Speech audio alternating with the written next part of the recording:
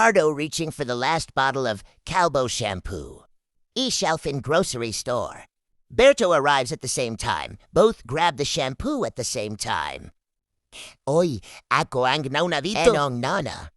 Pareho tayong nakawak. Pero kailangan keoto. Tingnan mo nga tong anit ko.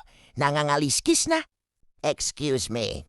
Ako nga kailos meka-crack na sobrang dryness. Naghilahan sila na tipong wala nang bukas. Bitawan mo na. Wala ka ngang buhok anong gagawin mo dito. Tanong ni Cardo. Para sanid kayo. Otstako. May natitira pa ang kontidiyan sa hilid.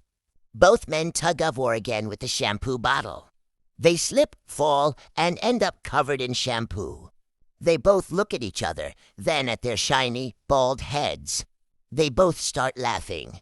At naisip na lang hindi naman talaga nila kailangan ng shampoo and they both walk away. Still laughing.